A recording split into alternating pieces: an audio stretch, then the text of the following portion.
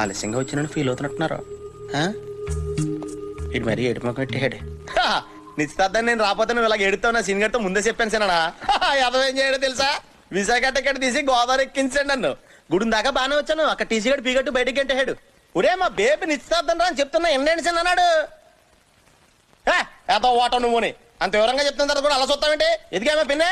అప్పటికే టైంకి వచ్చేద్దాం ఇసుకలారి ఎక్కేహానే. ఆడ హైవే మీద టాటరాన్ని గుద్దేహాడు, పెద్ద పెంట అయిపోయింది అక్కడ. ఇందులో నా తప్పే ఉందా చెప్పా పిన్నే. నీ తప్పేం లేదు కానీ నువ్వు లోపలికి వెళ్ళరా. అరే నువ్వు కూడా ఆయన అర్థం బద్దలేకుండా మాడతావంటే ఎదిగామే బేబే. ఆఖరికి హైటెక్ బస్ క్యాచ్ చేసి వచ్చానే. ఆడు స్లోగా తోలితే ఫాస్ట్ గా వచ్చేస్తానే. ఎంత చెప్పిన తర్వాత కూడా మొఖం అలా పెడతావేంటి, మనిషివా పశువా నువ్వు? చంపేస్తా ఆపై. ఇదేంటి నిశ్చితార్థం రాకపోతే కొట్టేస్తారా?